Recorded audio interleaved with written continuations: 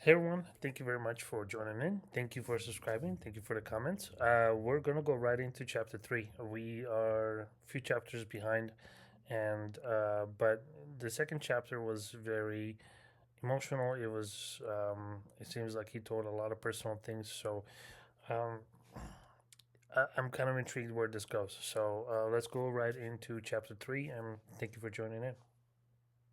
My therapist was scowling at my weekly anxiety and depression scores like a detective trying to crack a particularly stubborn case. There were no signs of improvement, and the scores followed no real measurable pattern that were consistent with bipolar. After nearly 2 years of talk therapy and taking enough medications to fill a pharmacy, he sat down with me and he dropped the bombshell that he didn't think that I had bipolar. In fact, he said that he didn't think that I had depression at all. And Jesus. it was a very odd thing to be stripped of an identity in an instant.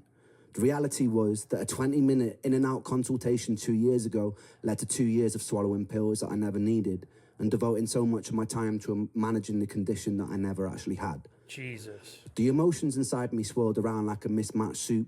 On one hand, I was full of anger and I was bitter about the whole situation. Yeah. But I was also hopeful that this new path could offer me the relief that I desperately needed. Yes. He told me he was going to refer me to an ME clinic in Bath. I'd never heard of it before, but instinctively true to character, I started researching it online as soon as I got home. Apparently, ME is the medical equivalent of a choose-your-own-adventure book, with tiredness as the only consistent plotline. There were no universally accepted reasons as to why the fuck it existed in the first place. It seemed it was largely accepted to be a post-viral condition, but that was all speculative because there were no clear consensus in the medical community what ME even was. The defining characteristic was a tiredness that wouldn't go away with rest. I could relate to this. In fact, I could more than relate to it. For anyone lucky enough to have not have experienced this, if you want an idea of what it's like, force yourself to stay awake for 3 nights in a row. During this time, eat the food that makes you feel terrible, and in this sleep-deprived state, exercise until your muscles give out. By the third day, you'll have a small insight into living with this condition. During the years post-stem cell transplant, where I recovered a lot of my health and functionality, I remember getting COVID and thinking it was a walk in the park compared to the first year of my illness. The Jeez. difference was COVID lasted about a week. The thick of my illness lasted 8 years, and the illness was Jeez. getting worse. I pinned a lot of hope on going to that first visit at the ME clinic. It was a 6-month waiting list, God bless NHS wait times, but I felt excited to be surrounded by people who would understand me, where I could climb out of this nightmare. But my hopes were pretty quickly crushed during that first visit. I remember walking into a space that looked like a disused classroom where a bunch of people on chairs were sitting around in circles like Alcoholics Anonymous. I could feel a sense of camaraderie and that we all felt like dog shit. We were all confused and we were all desperately wanting to feel better. I believe at the time I was probably the youngest in the group. The group leader waddled in and handed us all a booklet that looked like a school timetable. She then sat us down and told about this new revolutionary technique called pacing, where you write down and track everything that you do in a day, and then you do it less. And then with time, do it more again. The theory being that you have a limited bucket of energy compared to normal people, and you need to protect that and gradually push it. I thought this sounded pretty stupid, so I raised my hand. I told her about the pain in my body. I told her that my muscles twitched constantly. I told her that my bones ached. I told her that my mouth was dry. I couldn't focus. That some days they'd be without mercy and I'd be trapped in bed for the whole day. But the days that I wasn't, I wanted to make the most of it. I wanted to breathe the air and I wanted to live. She told me she understood it's hard, but she didn't really offer more than that. She just pointed at the booklet and told me to follow it. I asked her about things like heavy metal poisoning, about chronically reactivating viruses, about defective mitochondria, about all the things that I read that were linked to chronic fatigue, but she just raised an eyebrow, looked at me like I was a hypochondriac and told me she knew nothing about those things. I remember walking out of the building feeling disheartened and defeated, so much so that my legs buckled as I was walking home. I began to sob uncontrollably on the side of the road. An old woman knelt down to comfort me and asked me what was wrong. I didn't eat. I can't imagine.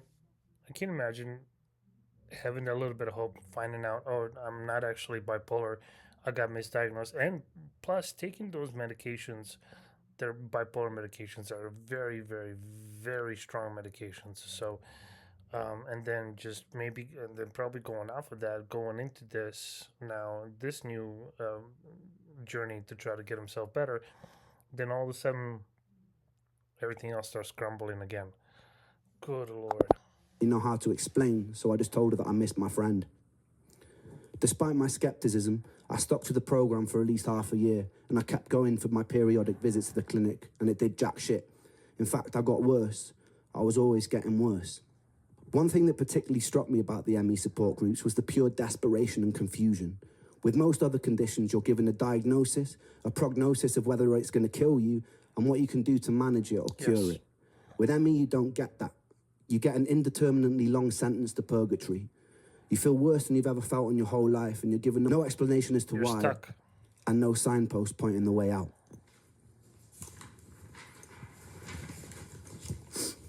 There was no selection bias to the people suffering. Members of the group were anything from esteemed ex-lawyers to single parents to former athletes. One thing I can say, these people were for the most part all extremely driven and collectively mourning their old lives. There's a stigma that because ME's predominant presentation of symptoms is tiredness, that its victims are just being lazy. I can tell you firsthand that me and every single person I've met with genuine ME would rather run 1,000 marathons and have to live another week with the tiredness and the unrelenting fatigue. We were at war with our tiredness, trying desperately to escape it, and some of us would go to extreme lengths to turn ourselves into guinea pigs to try and find ways out. Suicide was pretty common in those online support groups. Jesus. It was around this time I was swallowed into the music industry. I was out busking on the streets one day and I noticed this sketchy, good-looking Mauritian guy with his arms crossed watching me, really intensely, as though he was studying every lyric coming out of my mouth. He approached me and asked me if the songs I was singing were mine. I said they were. A big smile was painted across his face, and he told me he just finished recording Plan B's latest record, which turned out to be The Defamation of Strickland Banks, one of my favourite albums of all time. Dang. He was looking for a new project to sink his teeth into, and he asked me if I'd come to London to record.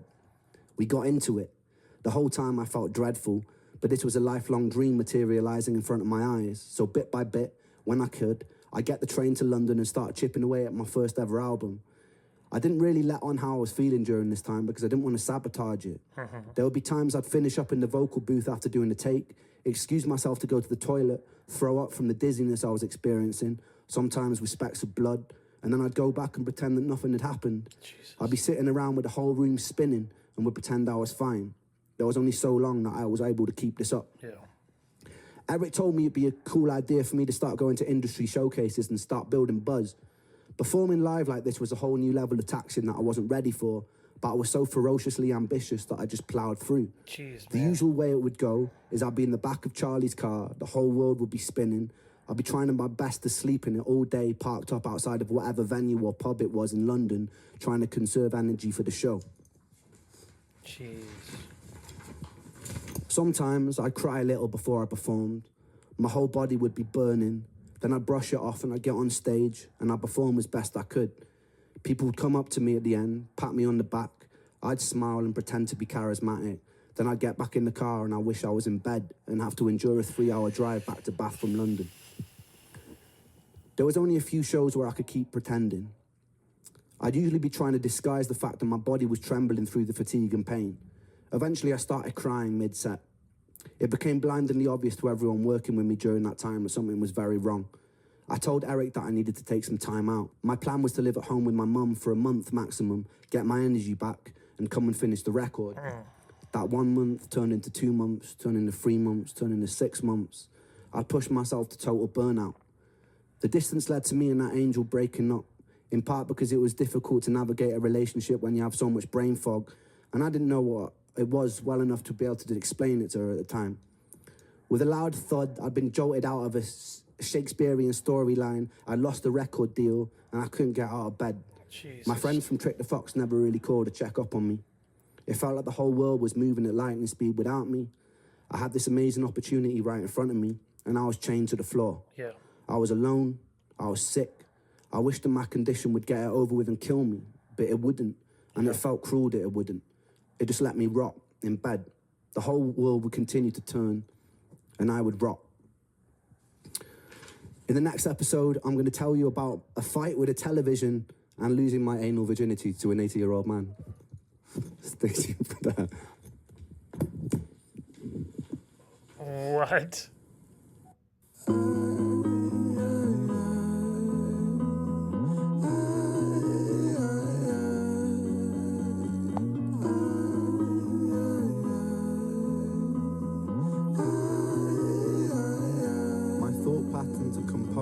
a time bomb for an author, like pigs to the slaughter.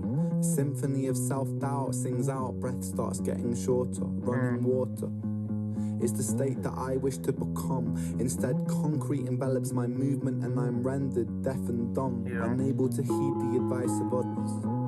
Don't tell me things will get better, cause so far things haven't gotten better. I've got the sweater, poster child, bipolar, ADHD, therapist, wet dream. I don't want to talk about my father, I don't want to talk about my dead friend, I don't want to talk about myself. I'm sick of talking about myself. I'm sick of talking about myself and realizing that talking about myself never ever helps. Still, I call for help, cause I really want help. But the pills didn't seem to help, and the therapist didn't seem to help. But still, I want help. I've danced with the devil in hell, I've sat in a prisonless cell, and here I always dwell, in this prison in myself. I do this thing when my mind travels back to the golden age. You know those times where you were carefree and everything was golden? The golden age. You know those times where everything was golden, where you were carefree and everything was golden? The hardest thing I ever had to do was come to terms with the fact that that time never really existed. Jesus. I've always felt so fucking detached and broken, bruised and mismatched. Find it hard to relax, living under the cracks. Tried to fill in the gaps, lying here on my back. Still, I can't find it. Sense of peace in my mind declined it. Pulse increase and my sweat combines with a feeling so deep I fall inside it.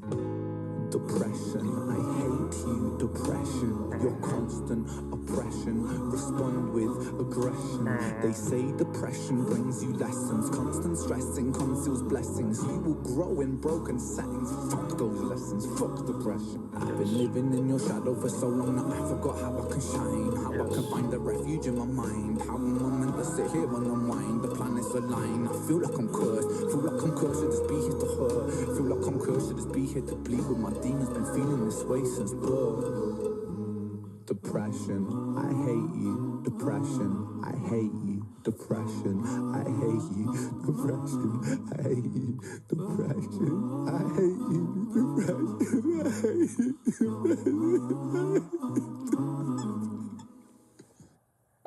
Jesus.